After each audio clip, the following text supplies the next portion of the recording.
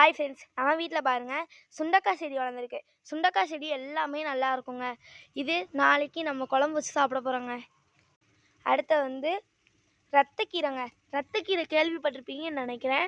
இது சிவப்பு கீரைன்னு சொல்லுவாங்க. எங்கள் ஊரில் ரத்தக்கீரைன்னு சொல்லுவாங்க. பாருங்கள், நல்லா இருக்குங்களா? அதுக்கு அடுத்து கருவேப்பிலை நடுவில் வளர்த்து வச்சுருக்கோங்க.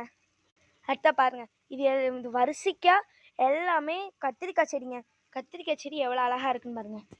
காய் முளைச்சிருக்குங்க. இங்கே பாருங்கள் எப்படி வந்திருக்குன்னு.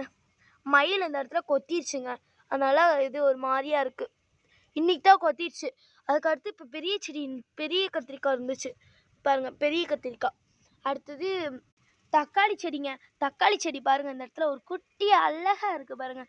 இன்னொன்று இருக்குங்க, இந்த அழகாக இருக்குது பாருங்கள். அதுக்கடுத்து இது அவரைக்காங்க. இது பாருங்கள் எவ்வளோ அவரைக்காய் எவ்வளோ அழகாக இருக்குது பாருங்கள். சரிதாங்க, இது சின்னதாக வளருது. இது பக்கத்துலேயே சின்னதாக. இது என்னதுன்னு பார்க்குறீங்களா? இது உப்புங்க.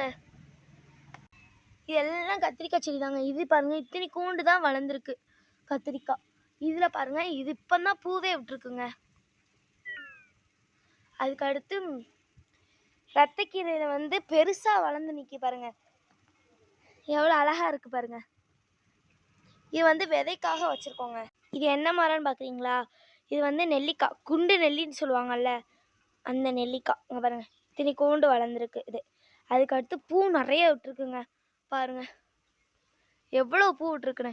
இந்தா இதில் கூட தெரியும் பாருங்கள், தெரியுதுங்களா? இது என்ன செடின்னு பார்க்கிங்களா? இது வெந்தயக்கீரைங்க. வெந்தயக்கீரை சாப்பிட்லாங்க. வெந்தயக்கீரை எங்கள் வீட்டில் டெய்லி செய்வாங்கங்க. எனக்கோச்சும் ஒரு நாள் நல்லா இது உடம்பு சரியில்லைன்னா இதை சாப்பிடுவாங்கங்க. இது என்னன்னு உங்களுக்கு தெரியும், கருவேப்பிலைங்க. கருவேப்பிலை பக்கத்தில் இது நம்மளோட உங்களுக்கு தெரியும் ஏற்கனவே, ஆனால் நான் சொல்லிக்கிறேன், முருங்கைக்காய் இலைங்க. முருங்கைக்காய் இன்னும் வளரல. இது என்னன்னு பார்க்கிங்களா? வெண்டைக்காங்க. வெண்டைக்காய் இப்போ தான் ஊனி போட்டிருக்கோம். வெண்டைக்காய் தாங்க இப்படி வளர்ந்துருக்கு.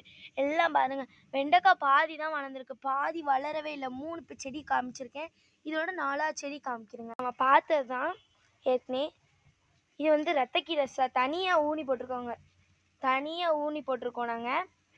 இது என்னென்னு பார்க்கிங்களா? சுண்டக்காய் விதை. நெக்ஸ்ட்டு இதெல்லாம் காமிச்சிட்டேன். அடுத்து நம்ம வீட்டில் என்னது இருக்குன்னா, கொய்யாக்காய் மரம் இருக்குங்க. ஃபஸ்ட்டு கொய்யாக்காய் மரம் எப்படி இருக்குது, அப்பளையே காய் பறிச்சிட்டேங்க. பாருங்கள் எப்படி இருக்குன்னு பாருங்கள். பழம்லாம் சூப்பராக இருக்கா? பழம் இன்னும் காய்க்கல. இது பழம் நல்லா இன்னும் பெருசாகலைங்க. ஆனால் இது சிறுசுலையே தண்ணி ஊற்றாதனால, கொஞ்ச நாள் தண்ணி ஊற்றாதனால